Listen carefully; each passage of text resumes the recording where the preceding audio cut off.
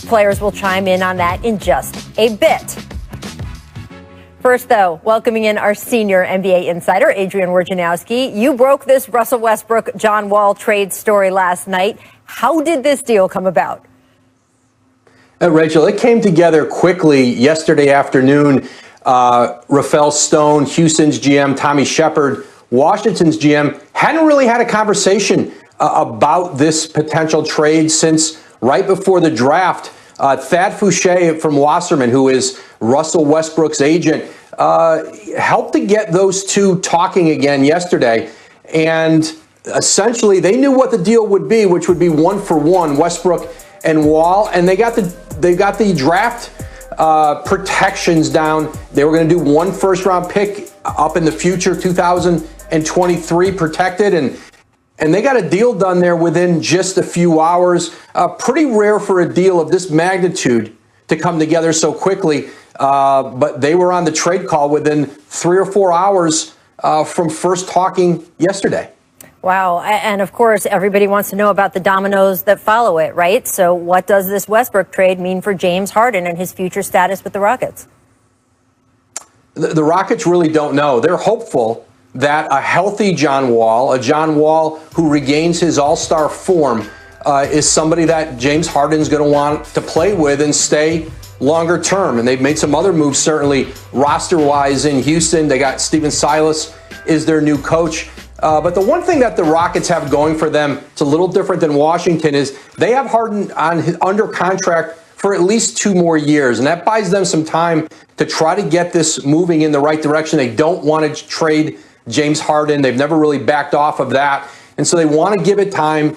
Listen, John Wall's been out of the league for 2 years. And as good as maybe he's looked in pickup games in the offseason, that's not NBA basketball, and you would imagine it's going to take some time, and then some time learning to play with James Harden. But for Houston, I think for both teams, they felt it was a trade they had to make. Each point guard wanted to be in the other place, and it's hard to win in this league with guys who just don't want to be in town anymore. You made me think of something, Woj, when you mentioned the agents who were involved in the Westbrook-Wall deal. James Harden still doesn't have an agent right now. You can correct me if I'm wrong. Does that influence sort of how brokering gets done in the NBA if there's no agent involved? It's a good question. And he has like a business manager. He has a family that works alongside with him. But yeah, he doesn't have a formal agent anymore. And, Rob Pelinka was his agent previously before Rob went on to run the Lakers. But listen, he's made it clear to them where he stands. That's that he wants a trade. He wants a trade to Brooklyn. That's not in the offing right now. Listen, he has been in Houston, the center of that organization, both on the court and off the court for years. And so they want to find a way to keep him, and they'll see how this Wall experiment goes. They know there's risk in this trade. Again, this is a player coming off serious injuries, out for 2 years. They're hopeful that a healthy John Wall is someone that James Harden decides he wants to play with, but they don't know for sure. Well, you mentioned Rob Pelinka, so let's move on to the Lakers because, boy, Rob Pelinka had quite an exceptional offseason. This morning, you also broke the news of Anthony Davis taking the full 5-year max from the defending champs. I remember you reporting on our free agency special, Davis was going to take his time to make his decision, had multiple options before of how he wanted to structure this. How did him and his camp come to 5 years as opposed to taking something shorter? Well, obviously the guaranteed money, and you can do a shorter deal, but there is always risk based on injury, based on a lot of factors. You're guaranteeing yourself $190 million with this deal and a chance to go back potentially in the free agency. There's a player option, early termination option on the deal after the 4th year. Mm-hmm. So he'll be 32 years old. He can do a new deal with the Lakers or go into free agency. And go back and get, you would think, if he stays healthy, another max deal. And so I think the security of those 4 years, LeBron James obviously signed up for just 1 year less than him. Mm-hmm. Hey, he wanted this trade to the Lakers. He got there. He won a championship. There's nowhere else he wants to play right now. I think it made sense to them to make that longer commitment to L.A. Well, the rich get richer, and by the rich, I really mean everybody involved in that discussion. Woj, thank you so much for stopping by. If any more bombs drop in the next hour, we'll be here. I just want to point that out. Thank you so much. I'll be here too. Okay. Excellent. I want to bring our players back in, and I want to start with you, Richard. Is Westbrook for Wall a good idea for both teams, one team, either team? How do you see this trade? I think it's a great move for Washington. Look, we've seen what Russell Westbrook can do. He can take a team on his back. It also puts Bradley Beal in a position to just do what he does, and that is score and shoot at a high level. I actually really like this pickup for the Washington Wizards. Now, the Houston Rockets, that's a completely different story. And with all due respect to John Wall, he is very similar to Westbrook, but not quite as good as Westbrook. Plus, he's coming off two major injuries, including an Achilles. So explain to me how this could be even remotely close to a good deal for Houston. I just don't see it. I think that this is just another step of them trying to change the entire organization, and I believe that James Harden is next. Well, RJ, you speaking the gospel, and I was going to get on you about your plain white wall with no Christmas decorations on Very it. sad. But I'm going to let you make it because you speak. Yeah, I'm going to let him make it, Rachel, because he's speaking the gospel. But Washington, in my opinion, won big in this deal. When you talk about Russell Westbrook, a guy that already knows Scotty Brooks, has a great relationship with him, respects Scotty Brooks along with Robert Pack. Those two guys could hold Russ accountable. And like Richard said, Bradley Beal is going to benefit tremendously playing alongside Russell Westbrook like Paul George did a few years ago when he was in MVP conversation. And now you have spacing over there with David Bertans, who's one of the most deadliest three-point shooters in the game today, a young stud in Rui Hachimura, and all these young pieces. You have a spark plug off the bench in Ish Smith, a dog who they call on the defensive end in Troy Brown. So I like the makeup of those Washington Wizards team. You add a Russell Westbrook, a Ferrari engine to this ball club, and guess what, Rachel? It brought chocolate back to Chocolate City. Well, look, okay. I don't know what that means.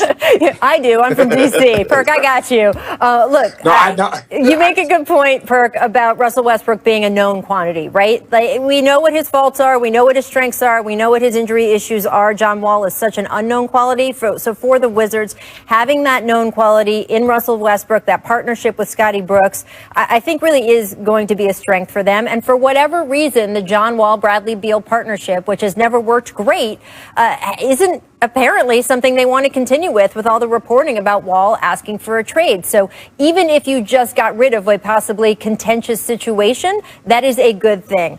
For Houston, this is a huge gamble because we have no idea what John Wall is going to be. John Wall, frankly, doesn't know what John Wall is going to be. The injury history of guards in particular, coming back from Achilles injuries, is not good. So he will have to buck that. I do think for John Wall, it is a good change of scenery, the weight of everything that happened with him in D.C. If he came out this season and, let's say, really played healthy and like his own self, he would be having to battle the expectations of not just this season, but the weight of his entire history with the team. And this way, he has a fresh start as well. So good for John Wall, good for the Wizards. I don't know yet if it's going to be good for the Houston Rockets. I will say, and we're watching this right now, this Dear D.C. letter from Wall. He was such a force in the Washington community, and I'm from that area. You guys know this. I do want to take just a second and commend the fact that he put himself out there over and over and over again over the last decade, whether it was recently for voting rights and civil rights issues, childhood hunger, low-income housing. He has done so much for the city of D.C. that I know there are a lot of people there who are giving him a salute on the way out, and they'll see what happens with Russ now. All right, guys, I want to switch over to our coast, the West Coast here. Yesterday, the Lakers and LeBron James agreeing to a 2-year extension. You heard Woj mention it, $85 million. It will keep him in the purple and gold through 2023. And as I did discuss with Woj, AD and the Lakers, full 5-year max extension, keeping him with the franchise until 2025. So, Perk, how many more titles can the Lakers win with this duo? Because LeBron is on 4 now, and you know who's at 5 and 6, respectively. Just saying. Right. And look, to be honest, I see the Lakers winning at least 2 titles, Rachel. And here's why. Yes, because of LeBron James and Anthony Davis, but I want to mention Rob Pelinka. He has done a great job in this offseason. He went out in free agency and did his thing. I mean, he went out like the Lakers lost the championship. He went out like the Clippers should have did in the offseason. Acquiring Montrezl Harrell, signing him, getting Dennis Schroeder, getting Wesley Matthews at $3.6 million, getting rid of Danny Green contract at $15 million, re-signing Anthony Davis, right? A 27-year-old generational talent that's just hitting his prime. So he's locked in for 5 years, and the Lakers are probably going to get 3 to 4 years of AD in his prime. Yeah, no, Rob Pelinka did a great job. Again, that was, maybe there was some Rich Paul, maybe there was some Bron, but yes, you definitely need to give some love to Rob Pelinka for some of the moves that were orchestrated here, because the Lakers were the biggest winner in free agency, and that's very random. That the team that wins the championship is also the winner in free agency, so that should be scary. Now, there's always going to be like, how do they mesh, chemistry, new roles? That part is yet to be seen, but I don't want to put championship numbers on it. If they don't win one more championship with this pairing and this group of players, it will be a disappointment. But Perk, you know how hard it is to win. Would I be surprised if they won 2 more? No. Am I going to, the 2, they could win 3. Shoot, they should be the favorites every year. They don't have a team quite yet that's like the Golden State Warriors when they had Kevin Durant. When they had Kevin Durant, as long as they stayed healthy, nothing was going to stop them. This is still going to be a team that has to work, that has to fight, that has to get better. So I think over the course of this Bron extension and AD's contract, I think the championship one, I think, is what they should focus on. And then after that, anything other than that is just gravy. Well, they have so much going for them, right? They have obviously such a strength with LeBron and AD as the core of that team. It makes free agents want to come to you. It makes players want to come to you in a trade. It makes guys want to take less money to fit into the organization. But it's more than that. They have clarity, and that is what we have seen has been missing in so many locker rooms, right? Everybody knows what their job is on this Lakers team. And I think LeBron's first season in LA, there was obviously a lot of lack of clarity. And even the previous offseason, it's fantastic that it ended in a championship, but obviously there was some lack of clarity in that previous offseason. And now they've had great clarity in this offseason setting up the team. So I just think that that's a huge organizational advantage for them. And it's to their credit, to LeBron and AD's credit, and to Rob Pelinka's credit. And, of course, let's not forget Frank Vogel's credit to set everything up that way. They have such a strength going into this year. All right, guys, we have such a strong show going into this show because coming up, we're going to be talking about our Christmas Day schedule, friends. The Jump. The NBA schedule, guys, is going to be released through the All-Star break tomorrow, right here on this show, on The Jump. But we already have some key opening week games revealed, starting with opening night. Let's take a look. December 22nd on TNT. Kevin Durant finally making his official Nets debut, gets to face his former team, the Warriors, followed by ring night here in LA. Clippers facing the champion LA Lakers. Then on December 23rd, Giannis and the Bucks facing the Celtics on TNT. CP3 making his debut for the Suns against Luka and the Mavs on ESPN. That'll be a great game. We get to Christmas in a little bit, but Perk, the first game of the entire season, we get to see the Nets and the Warriors face off. Which team would you say has more pressure on opening night? Oh, it's the Brooklyn Nets. Look, Rachel, the world is ready to see Kevin Durant and Kyrie Irving play the game of basketball together. I want to see this team. I know you want to see this team. I know RJ want to see this team. The world is waiting to watch the Brooklyn Nets. Kevin Durant and Kyrie Irving. I can't wait. Yeah, no, I agree. That's a number one. I think if Klay Thompson was healthy, I think that would put a different focus on the Golden State Warriors. And that's unfortunate. Get well soon, Klay, man. We miss you on the court. The game of basketball misses you. But we also get Kevin Durant back. And that's what everybody has been talking about for a year. Understand, this man was in the conversation as the best basketball player on the planet. And this wasn't the, great stretch by Kawhi. Is he the best player? No, this is Kevin Durant doing it for year after year after year and winning championships with the Golden State Warriors. So I really, truly believe that the Nets, they have to prove that all of that chemistry we saw with the Clippers, they were loaded. They had a bench. They had a marquee coaching staff. They had 2 superstars. They had the reigning Finals MVP, and they were up 3-1 and lost to a Denver Nuggets team. So it doesn't matter how loaded the Brooklyn Nets are. They have to put it all together, and that's going to fall on Kyrie and Kevin Durant. Look, I feel like I've been seeing previews for this team. It's like with when the Marvel movies started coming out and they kept teasing, like, there's going to be an Avengers movie. They're all going to team up, we promise. And it was at the end of every movie, and you're like, get to it already.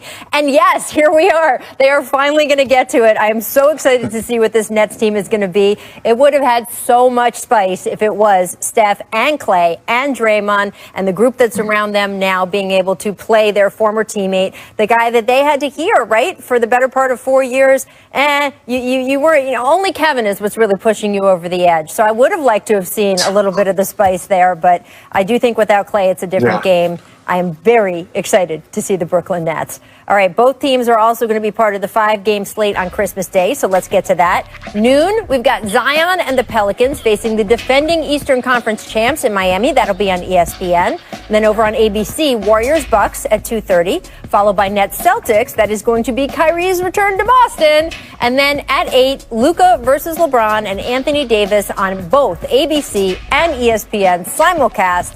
Finally then at 10:30 Eastern on ESPN, but just dinner time out here on the West Coast, Clippers taking on the Nuggets in a Western Conference semifinals rematch. So Richard, if you had to pick which Christmas Day game is most intriguing for you? Ooh, honestly, that it's tough because the NBA does a great job of pairing these up. Oh, just pick one. Oh, shut up. I'm gonna say the Clippers one. I'm gonna say the Clippers one. You got a new coach. Paul George is talking about the amount of pick and rolls he needs. So you got a new coach. Your team is going to be adjusted. And the first team that you get is the team that just won 3 straight against you to put you out of the postseason. And you guys were heavily favored to win the championship. So that's the game that I'm going to be looking forward to. Me too, Richard. I'm going with the Clippers versus the Nuggets. And here's why. Because I want to see the Clippers get a heartbeat check.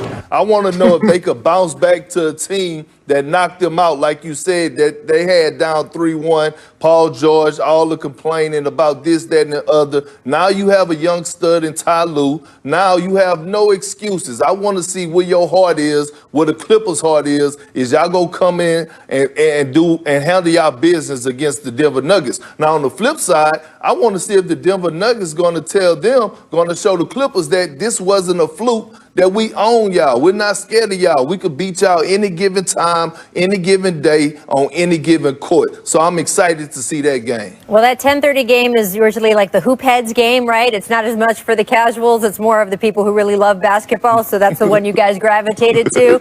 I love that they put all 4 of those conference finalists on Christmas Day. I think if you make it to the Western or Eastern Conference Finals, you deserve to play on Christmas Day. Matchup-wise, I wouldn't have minded seeing the Clippers play the Blazers just for all the this, but I'm going to have to live without that. And maybe that's one of the games we will highlight on our schedule release show because they will certainly be playing each other, and we'll talk about that tomorrow. We are going to talk more about the Clippers on this show, though, guys. Coming up, Paul George had some concerns about how he was used in Doc Rivers' offense last season.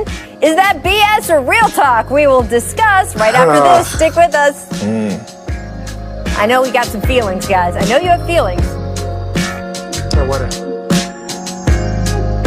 Time those clips roll. That's right. It's time for another installment of America's favorite game, BS or Real Talk. First up, Paul George joined the All the Smoke podcast with our friends Steven Jackson and Matt Barnes, and he spoke about the ups and downs of his first season with the Clippers. Here's the catch, though. He said his now former coach, Doc Rivers, well, you take a listen. So when I came back into the league and started playing again, I just felt off. Like I didn't feel like a part of the team. And then, the way I was being used, I felt like I was, Doc was trying to play me as like a Ray Allen or like a JJ Redick, like all pin downs, all like I can do it, but that ain't my game. Right? You know what I mean? I need some flow. I need some mixes of pick and rolls. I need some post-ups. All that. Just different touches. You know what I mean? All right, Perk, is PG saying that Doc didn't play him in the right spots? BS or real talk? I can't tell what your answer is. It's just hard to see where you're going here. That's it? You know what, Rachel? That's BS. Matter of fact, that's a bunch of BS. And it was a coward move by Paul George by blaming Doc Rivers for his lack of productivity and not being accountable for him not showing up on the basketball court. Because of anybody who watched the Clippers play this season and in the bubble know that Paul George wasn't just coming off of pin downs, that he had the ball in his hands. He was able to run pick and rolls. He was able to get post-ups. Do you know this past season when Paul George had the ball in his hands, it was the most ever that he ran pick and rolls with the ball in his hands in his career. And by the way, he told another lie. I'm pretty sure about this. Listen, Doc Rivers did not treat Paul George like he was Ray Allen, because you know why? Ray Allen not coming off of pin downs and missing wide open three-pointers. So I know that was a lie off the top. It was a cowardless move, in my opinion, and he should have been held. He should have held himself accountable and not throw Doc under the bus for him not performing the way he should have performed, period. Well, that's super strong, Perk, and I'm distracted by Richard not understanding where the camera is with his phone. Go ahead. No, this is BS. This is the BS, and it's getting out of hand. Like, this is getting out of hand. Like, Paul George is putting himself in a position to, not necessarily to be criticized, but it's like, I have yet to hear a legitimate, like, you know what? I need to be better. I heard him say that during the postseason, and he actually corrected himself. You saw he had some really good games after struggling a little bit. He was open about struggling in the bubble. And people have given Paul George, I don't want to say a pass, because he's one of the more talented players. He's one of the best two-way players in this league. He is the reason why one of the reasons why that they picked, I picked him to win the championship. But when you start criticizing your coach on the way out, you could easily have just said, hey, look, you know what? It didn't work out. There were some things that, there was some rhythm things. But to call out pick and rolls and then people go to the stats and say, wait, you played more pick and roll here than you ever did, and a higher percentage of plays, that just shows that, like, look, at the end of the day, do I believe Paul George believes this? Yes. I believe that Paul George believes that it was Doc Rivers' fault. But ultimately, Perk and I both know this. When you're a superstar, when you have your own signature shoe from Nike, you're one of 5 guys with a signature shoe by Nike. Those things aren't just given out. Those are given out to the elite of the elite of the elite. You can't shoot shots off the side of the backboard in the fourth quarter after being up 3-1 in double digits in every single game. You can't talk about the coach and the rhythm and the pick and rolls. You can't do that. Well, you guys both talked about the numbers. Here they are. We can show them. And you're right, Perk. This was a career high for him. Plays where he finished in the pick and roll, 33%. So the numbers are just the numbers there, right? Now, organizationally, and I'm not talking about specifics with Paul George, organizationally, clearly, the Clippers as a whole, at least in some part, felt that Doc Rivers had blame in what happened last season because he's the one they got rid of. So that's how you know that they held him accountable, but also sometimes the coach is the easiest one to change.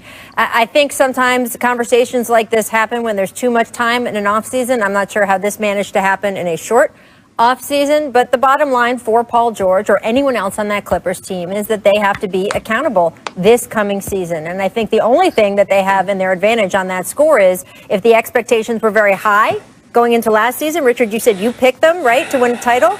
I don't think those expectations are that high this season, right? I mean, you guys aren't picking them as your favorite to win the title, so they can only beat them, right? Well, they should. The expectations should be high. The only reason why the expectations have dropped is because of their performance, right? Like, that's the key thing. It's not that somebody's injured or they lost a ton of people in free agency or they lost some. No, it's because we saw their performance or lack thereof, and so everyone's expectations have now dropped. But they are still one of the top 2 or 3 teams. If you tell me this year, with the roster that they have, if they play great, that the Clippers can win the championship, I would not be surprised. I wouldn't be like, yo, yeah, they have all the pieces there necessary to win a championship. It's just a matter of whether or not players play up to their capability. And it wasn't just Paul George. Kawhi Leonard was at fault at a lot of this too. He had a god-awful second half and a god-awful fourth quarter. So we can't just focus in on Paul George. It was the pairing of the two.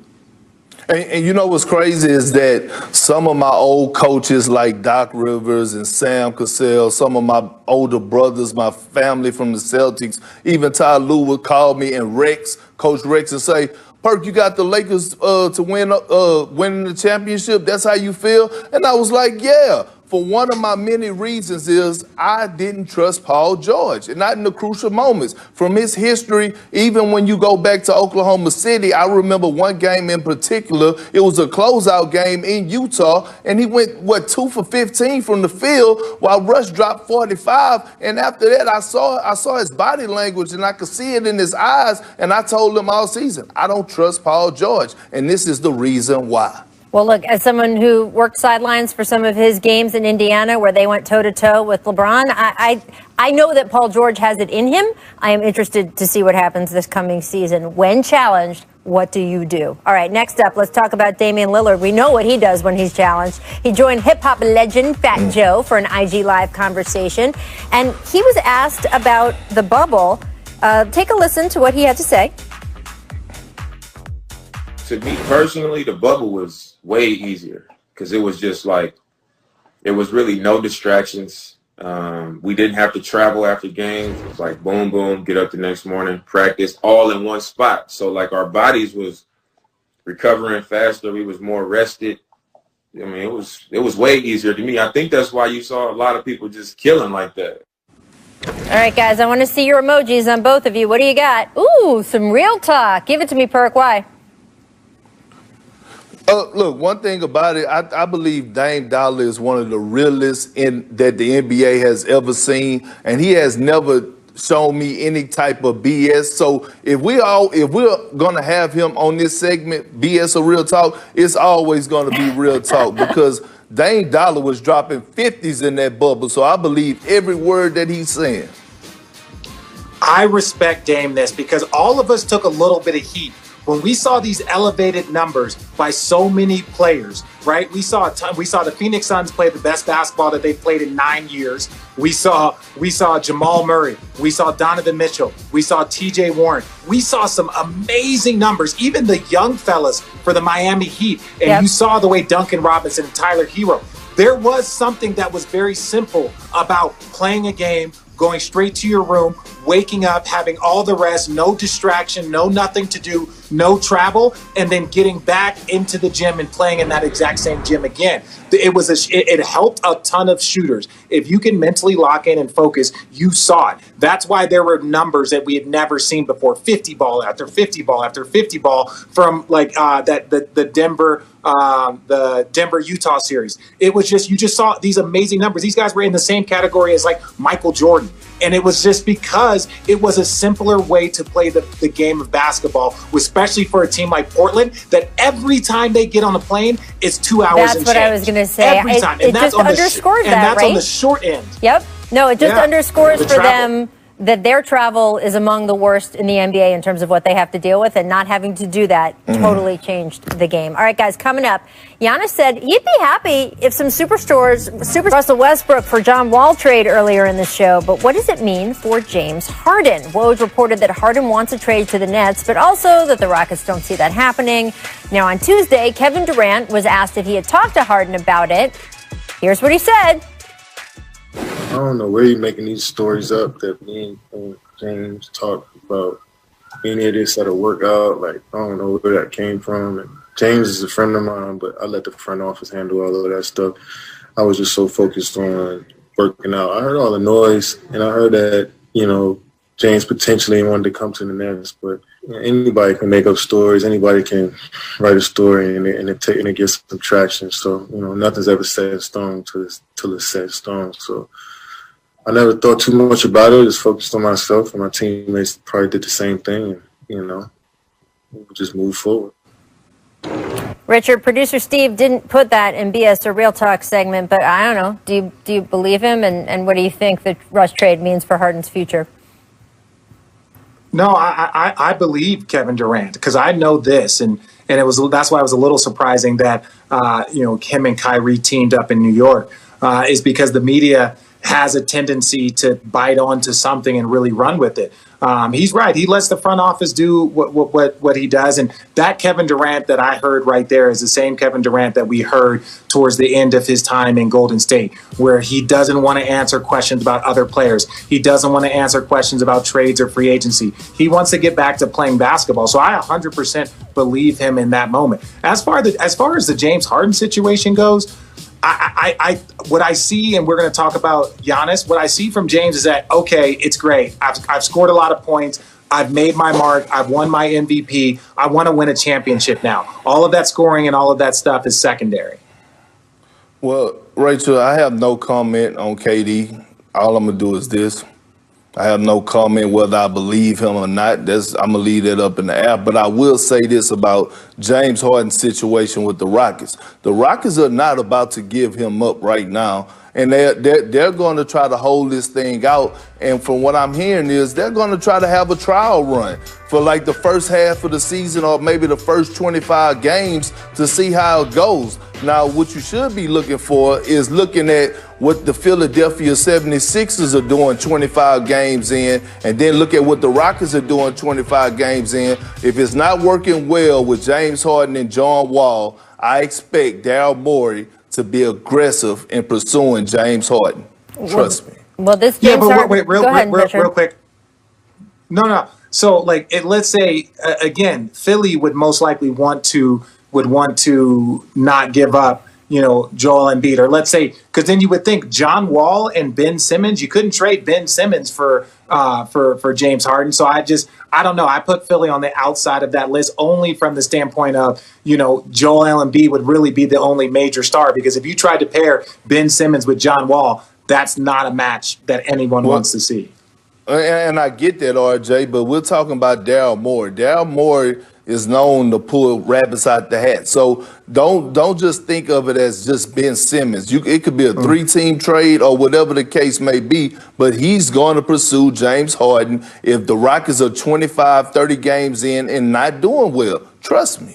Well, this is going to be an interesting case study with the Houston Rockets and James Harden in this age of player empowerment. The team obviously built everything around James, gave him the Supermax, and then last year made a trade for Russell Westbrook that, frankly, some of the front office wouldn't. But let's just say they wouldn't have made it if it was up to them. And yet now he wants to be traded somewhere else. And he's got 2 years left on his deal. How much they decide to cater to what he wants, how he decides to play while he is still in Houston, this is going to be very interesting to watch. Now, just a friendly reminder on one of the other player moves we're looking at. Giannis and the Bucks have until December 21st to work out a possible Supermax extension. The two-time MVP was interviewed while he was on vacation in Greece. And this is interesting. When asked about the idea of teaming up with other superstars, well, he talked about playing with them, but in Wisconsin. He said, "This is a statement I have never made before. If LeBron and Kevin Durant and Anthony Davis came to Milwaukee, I would have been good with that." He said, "I'm not interested if I have to be the top. I don't care if I'm the second or third name, okay? Because I just want to win. And if I got LeBron, KD, Davis, if all of those came, I wouldn't mind at all. I don't care if I'm the top player on the team." So, Kendrick, first of all, if you're a Bucks fan, you got to love that he's talking about, sure, let's talk about superstar team-ups, but in Milwaukee. What do those comments signal to you about Giannis and how he sees his place in the NBA? Well, it just solidified why I picked the Miami-Dade County Goons to beat them last year in the bubble, because I knew that Giannis wasn't ready for this big moment and to be the number one guy. And all he did was stamp that by saying what he said today. Perk. That's not true. Look, first of all, I got a lot of heat for saying he was a Pippin. Pip yelled at me. That's my guy. I apologize. But ultimately, what he's saying here is that, look, I just want to win. It's very similar. If James Harden knows that if he goes with Kevin Durant and Kyrie Irving, there is no 35 points a game at the top of the key ISO. It's all about like having to move the ball. Giannis just wants to win. We believe that Giannis wants that. But do we believe that other superstars are willing to go? And the last thing I'll say, Giannis doesn't want to go team up with somebody. He doesn't want to be viewed as the type of guy that had to go someplace to win. So he's inviting people to come there. So it's the exact same thing, Giannis. I hate to break it to you. If you ask Bron or ask Anthony Davis to come to Milwaukee, or if you go join up with them, there is no difference. There is don't let people confuse you. You guys are both, I am confused about this because all we say we want players to be is good teammates. And what Steph Curry did when Kevin Durant came was really, really, really hard. And he did it. He didn't say, I have to be number one, all of that. And guess what? It worked. They were in the finals for 5 years. They won 3 titles. I know one was without KD. But the point is, that was an example of superstar ego taking a back seat to winning team concept. Don't we want that from you? Yeah, but there was different. Rachel, I'm not criticizing him. I'm just saying that for a long time, the narrative has been is that Giannis is not going to go team up with somebody else. He wants to be the best player. He is a 2-time MVP, Defensive Player of the Year, only one of 3 players that have ever won both in the same year. And he's now trying to say it doesn't matter to him if he's the first or second best player. He should be trying to be the best player in the world. He's won the MVPs. He's won all of the awards. But now he's inviting other players, which I'm okay with. I'm okay with him inviting other players. But you know what, Giannis? If you pack your bags and go join up with one of those guys, it's the exact same thing. If you win a championship, but go ahead, Perk, before I get all hot. But Rachel, was Steph was already a championship up when he invited KD to his team and to his city and to his culture. So it's a difference. All I'm saying to Giannis is that, like Richard was saying, you're in the category with Akeem Olajuwon and Michael Jordan for the only player to win Defensive Player of the Year and the MVP. Own that. It's okay to be the man. It's okay to be the man. Don't ever go backwards and say that I'll be okay with being a number 2 or number 3 option. No. Y'all keep moving the bar. You keep moving the finish line. You keep moving the bar. Yes. Come on. Yes. Every day it's going to be moved again tomorrow. We're going to keep discussing this in the commercial break. Up next, the Rockets and Wizards shuffled the deck. So who has the best star duo now? We'll debate next. First, though, since John Wall's career is over in D.C., we're running back the top 5 plays of his career. Enjoy. First mid-range jumper. John Wall, wicked crossover and a dunk inside by Seraphin. Ish Smith into the corner. John Wall is back for the Wizards. Picked up the far end. Oh, what a steal by Wall for the score. Said he's had a quiet ball game. Look at this. Look at this. He was spinning one way, and Matt Barnes' head was spinning the other. Yeah, that's kind of cool. Milwaukee Bucks. Flows down, and Wall throws it down with the left hand. Brett Brown is furious. He wanted a charge. McConnell feels the same way. The Wizards crowd fired up by the play. Boy, look at McConnell. He is irate. He gives it to Wall. Working against Bradley for 3. John Wall!